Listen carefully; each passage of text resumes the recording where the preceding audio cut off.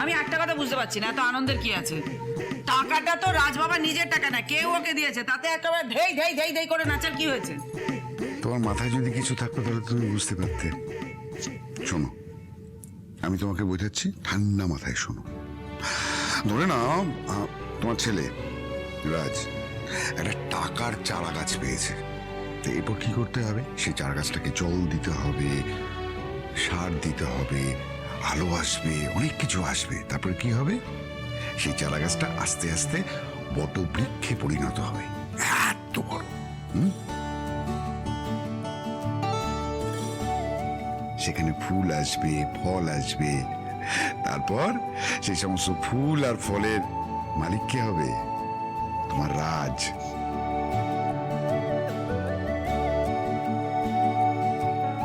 সত্যি তাই হবে? হ্যাঁ হ্যাঁ, তাই হবে, একদম তাই হবে শুভা। তুমি তখন তোমার ছেলের পিঠ চাপড়ে দিয়ে বলবে, এই দেখো আমার ছেলে।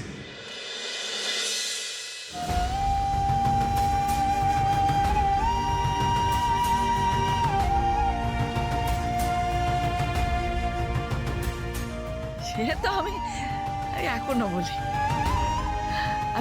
বলি, আমি তো জানি আমার ছেলে হচ্ছে একেবারে সোনার টুকরো ছেলে। না না না না না না না, আজকে কিন্তু মা শুধু আমার পিঠ চাপড়ালে হবে না। যেটা বললাম, এটা আর্ধেক কৃতিত্ব কিন্তু শ্রীয়েরও, তাই শ্রীয়ের পিঠও চাপড়াতে হবে।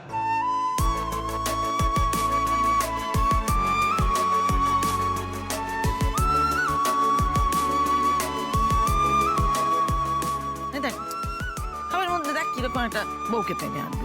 আরে বাবা, ব্যবসাটা তো তোর, তোকে দেখে লোকে টাকা দিয়েছে, তোর বউয়ের মুখ দেখে তো দেয়নি। মা, বলছি না যে আমার যোগ্যতা নেই, কিন্তু আজ যদি শ্রী আমার পাশে না থাকতো, আমাকে মনে জোর না দিত, মানে শ্রী যেভাবে আমাকে হেল্প করেছে না মা, তাই সবকিছু জলের মতো পরিষ্কার হয়ে গেছে, মানে জলের মতো সহজ হয়ে গেছে। আরে শ্রী, কি হলো? সবাইকে মিষ্টি খাওয়াও। হ্যাঁ দাও তো লাভলি। প্রথমে মাকে দিয়েই শুরু করি। মা এই নিন, নিন মা। ঢং ঢং ঢং হচ্ছে ঢং। বাবা এই নিন। রাজ নাও নাও নাও নাও নাও নাও নাও, তোমরাও ধরো। লাভলি, বৌদি, জেঠিমা, এসো এসো এসো এসো এসো, মিষ্টি মুখ করে যাও। রাজার খুব বড় একটা কাজ হয়েছে আজকে। নাও ধরো ধরো ধরো ধরো। দেখেছিস দেখেছো দেখেছো, এই জন্য ওকে বলি অলোক। দেখো একবার। কেন মা, আমি কি করলাম? আমি তো সবাইকে মিষ্টি মুখ করালাম। আচ্ছা বাবা, একটা ভালো খবর এসেছে, ঠিক আছে, এত বড় বাক্সতে করে আনার কি দরকার ছিল? একটু ছোট বাক্সতে করে আনলেই হতো। বিল হচ্ছে। চুপ। হে বাবা, গন্ধ বেরোচ্ছে তো পোড়া পোড়া। কই, আমার তো খালি মিষ্টির গন্ধই আসছে নাকি? হ্যাঁ, ও আমাকে আরেকটা মিষ্টি দাও, একটু প্রাণ ভরে খাই। দাও দাও দাও। এ বাবা, তরকারি বসে এসেছি গো, তরকারি বসে এসেছে। ওই দেখো, সাথে কি অলক্ষী বলি? হ্যাঁ, চোখ নেই, এর সামনে একটা অসত্য কাজ দাঁড়িয়ে আছে, দেখতে পায় না। চত্ব সব চোখের একবারে যেন নেবা পেয়েছে। দাদা, এবার তোর অফিসে আমার চাকরিটা হবে তো? আমি কিন্তু এখন থেকে ইট পেতে রাখলাম। তোর ইট পাতার আগে আমার ইট পাতা হয়ে গেছে। দাদা, তুমি এবার যখন অফিসে যাবে, আমাকে কিন্তু রিসেপশনিস্টের চাকরিটা দিও। বেশ, তখন তোমরা দুজন মিলেই ব্যবসাটা সামলে, আমাদের দুজনে কিন্তু ছুটি। শ্রী ঘোষাল আর রাজ ঘোষাল কোথায়? চলছেন তো, দাঁড়িয়ে আছে, দেখতে পাচ্ছেন না? হ্যাঁ, বলুন আপনাদের কি চাই, মানে আবার কেন এসেছেন? আমরা আমাদের ডিউটি করতে এসেছি। আমরা ডেট দিয়েছিলাম, সেই ডেটেই আজকে আমরা আবার এসেছি। তারপর কি ডিসাইড করলেন? ডিভোর্সটা দিচ্ছেন তাহলে?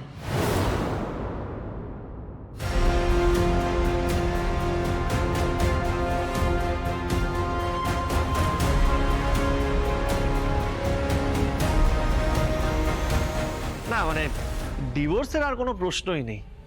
কি শ্রী, আমি ঠিক বললাম তো? দেখুন, আমি আর রাজ আমরা কেউই কখনো কাউকে মন থেকে ডিভোর্সটা কিন্তু দিতে চাইনি। আর আজ আমি আপনাদেরকে কথা দিচ্ছি, ভবিষ্যতে আর কোনোদিনও আমাদের মধ্যে এই ধরনের কোনো ঘটনা ঘটবে না। Thank you.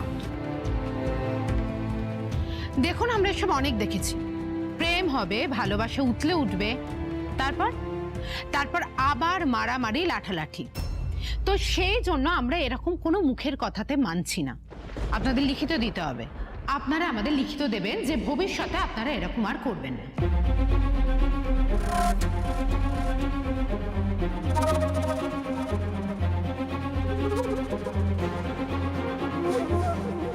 এই সেরেছে, এরা মনে হয় আমাকে কিস খাওয়াবে এবার।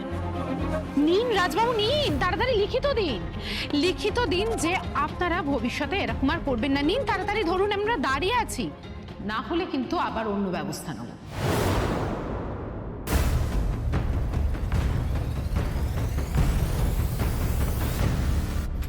এই এরা আবার এসেছে? হ্যাঁ দাঁড়া, আমি মজা দেখাচ্ছি। সরো তো, সরো, সরো। না না, আবার এসেছে কেন? আমি একটা কথা বলি, আমার ছেলের দোষ ছিল, ঠিক আছে, কিন্তু এই মেয়ে, ও তো সই করেছে, ওরও তো দোষ আছে। ওকে তো কিছু বলছেন না? আমরা শ্রী ঘোষালের পক্ষে।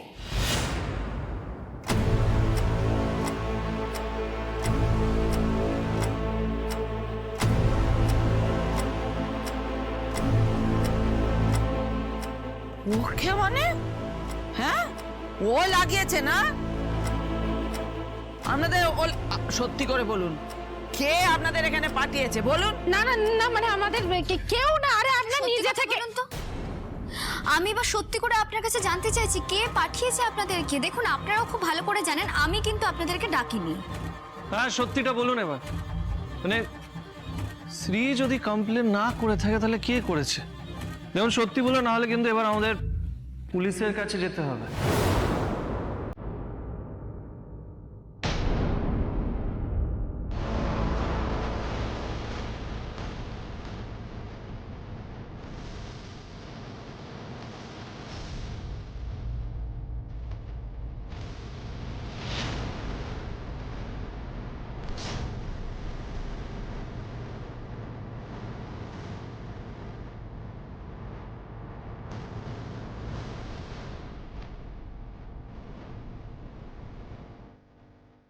ছোট বৌদি, তুমি?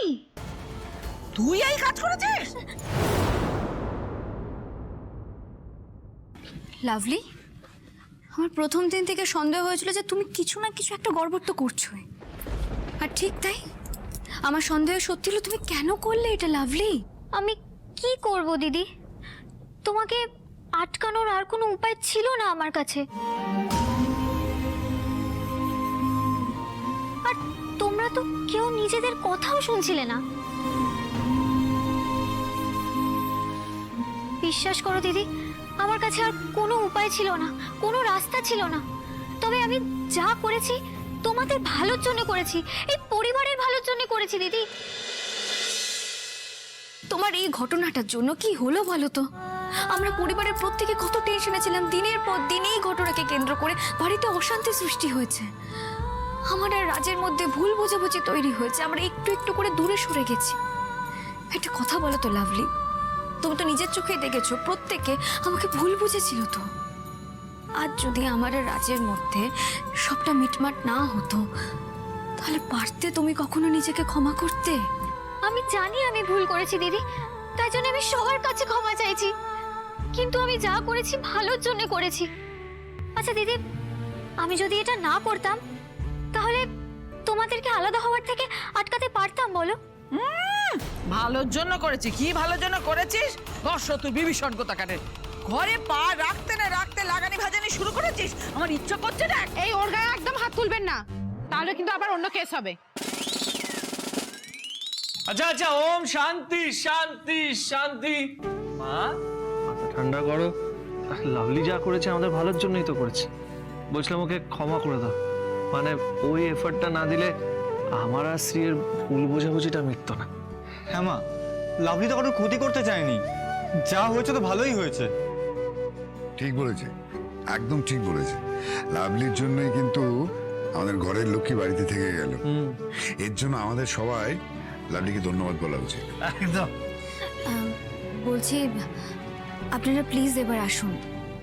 এরপরও যদি আপনাদের মনে হয় আমাদের তরফ থেকে একটা লিখিত দরকার, আমি আর রাজ কাল গিয়ে সে লিখিতটা জমা দিয়ে আসবো। প্লিজ আসুন। আর এর মধ্যে আপনাদের তরফ থেকেও আমরা যেন আর কোনো রকম ঝগড়াঝাটি অশান্তির খবর না পাই, ঠিক আছে? চলো। বলছিলাম এইসব তো হলো মা, 20 লক্ষ টাকা পেয়েছি, একটু ভালো খাওয়া দাওয়া হবে না নাকি? হ্যাঁ হয়ে যা। এই মেনুটা আমি বলছি, আলু পোস্ত, মাটন আর হরির দোকানের বড় বড় রাজভোগ, ঠিক আছে তো? তাহলে 3 cheers for দাদা। Teachers for দাদা and বৌদি। Hip hip hurray! Hip hip hurray!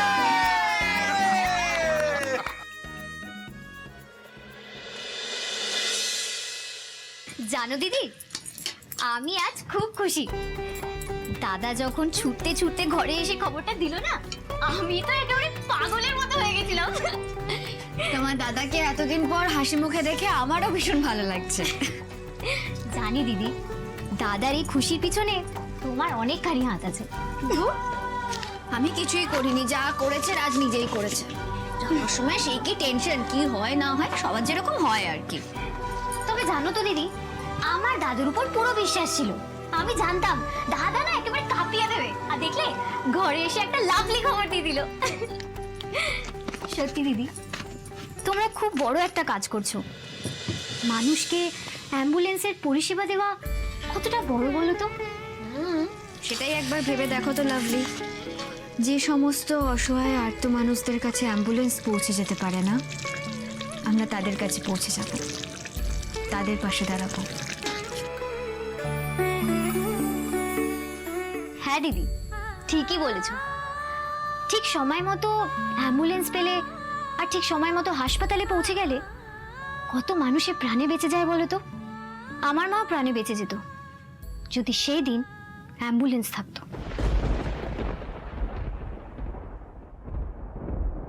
প্রাণে বেঁচে যেত মানে? তুমি তো বলেছিলে তোমার মা বাড়িতেই আছেন। মা নয় গো, সৎ মা আছে বাড়িতে। সৎ মা? কই, তুমি সৎ মায়ের কথা তো আমাকে বলনি লাভলি। কি আর বলবো দিদি, ওই মহিলার নাম উচ্চারণ করলেই ঘেন্না করে আমার। সে কি, কেন? সৎ মা আর নিজের মায়ের মধ্যে অনেক ফারাক আছে জানো তো। এটা ঠিকই যে সৎ মা অনেক সময় নিজের মায়ের মতোই হয়ে ওঠে, কিন্তু আমার ভাগ্যে তেমনটা হয়নি। তেমনটা হয়নি মানে? লাভলি, কি হয়েছিল তোমার মায়ের? আমার তখন 10 বছর বয়স, অনেক রাত হয়েছিল, তাই মা আমাকে ঘুম পাড়িয়ে দিয়ে বাবার জন্যে অপেক্ষা করছিল। হঠাৎ ঘুমের মধ্যে মনে হলো যেন বাঘে আমাকে থাবা মেরেছে, আর উঠে দেখি তারপর তারপর কি হলো লাভলি? লাফ দিয়ে উঠে দেখি মা কেমন যেন একটা করছে, নিঃশ্বাস নিতে পারছে না, খুব ছটফট করছিল, খুব কষ্ট হচ্ছিল মায়ের। আর তখনও বাবা ফেরেনি। আমি একা বাড়িতে কি করব কিছু বুঝে উঠতে পারছিলাম না। আশেপাশে লোকজনদের ডাকলাম, আর আমাদের ওখানে না কারো গাড়িও নেই। যেমন তেমন করে লোকজনদের জড়ো করতে করতে, গাড়ি জোগাড় করতে করতে না অনেকটা লেট হয়ে গেছিল। আর গাড়ি আসা মাত্রই মাকে কোলে নিয়ে বসার সঙ্গে সঙ্গে মা শেষ।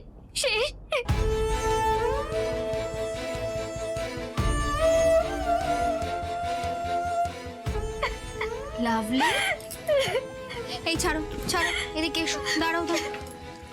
কান্নাকাটি করতে নেই। আচ্ছা দেখো, কারোর মৃত্যুতে তো আমাদের হাত থাকে না, তাই না? যারা চলে গেছে এই পৃথিবী ছেড়ে, আমরা হাজার চেষ্টা করলেও তাদের ফিরিয়ে আনতে পারবো না লাভলি। তবে আজ তোমাকে একটা কথা আমি বলে রাখছি, সব সময় মাথায় রাখবে, মনে রাখবে তোমার মা কিন্তু এখানেই রয়েছে, সব সময় তোমাকে দেখছে।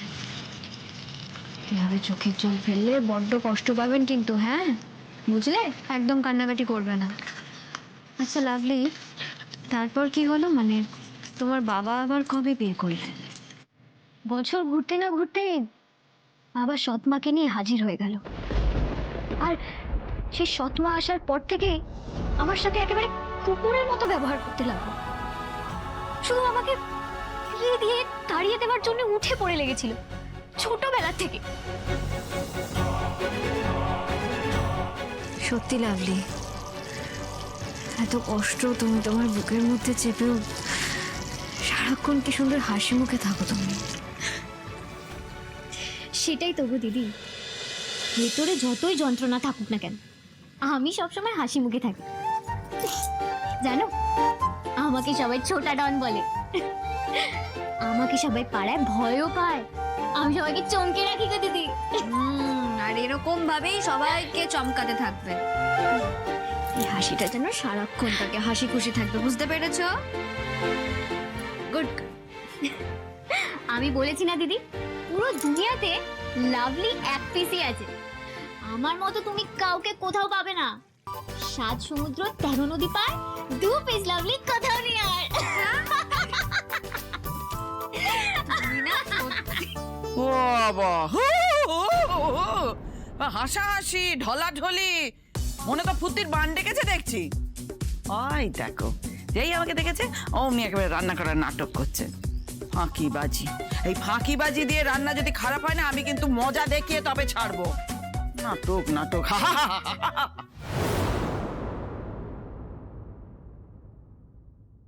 আচ্ছা লাভলি, তারপর তারপর কি হলো? মানে এত বছর ধরে তুমি তোমার সৎ মাকে তোমার বিয়ে দেওয়া থেকে আটকালে কি করে? ওই যে রিল বানাতে শুরু করলাম, 2 পয়সা আসলো, আর ব্যাস মা আমার উপর ফিদা হয়ে গেল। ভাবলো মেয়ে এখন টাকা রোজগার করছে, তাই তারপর থেকে আমাকে কিছু বলা বন্ধ করে দিয়েছিল।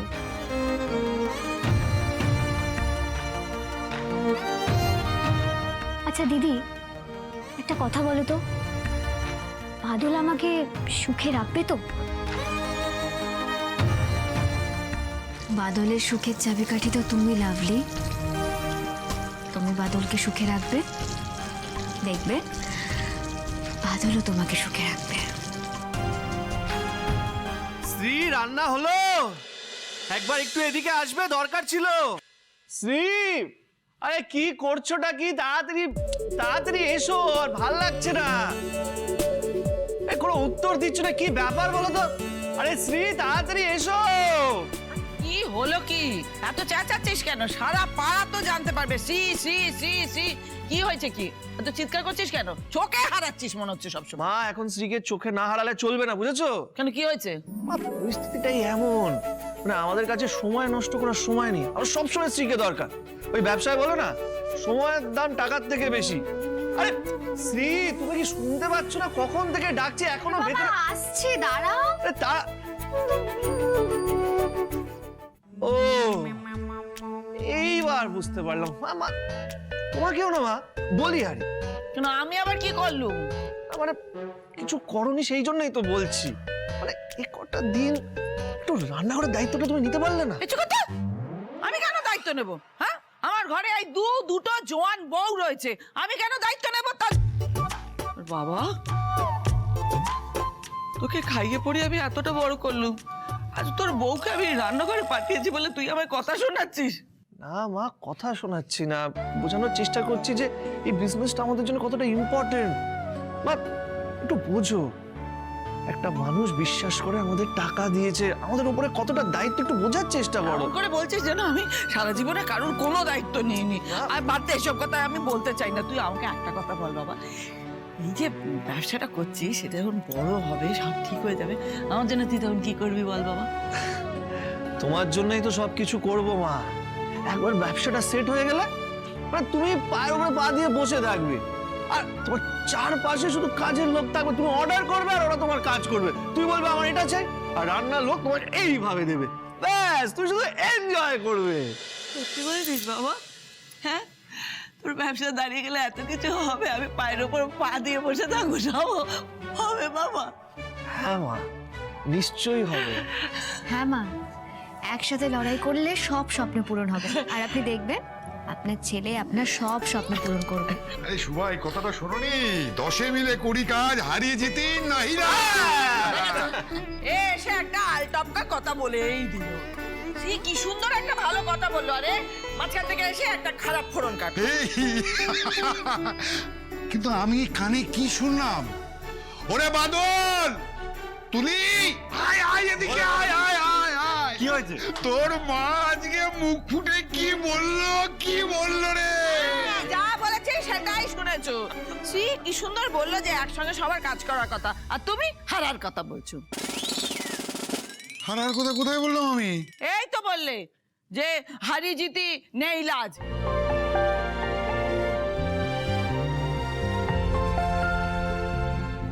সবাই হারবে কেন? সারা জীবন তুমি নিজে হেরে এসছো বলে ভাবছো সবাই হারবে?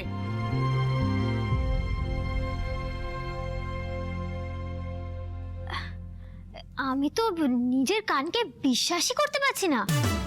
মা, তোমার কাল রাতে ঠিক করে ঘুম হয়েছে তো?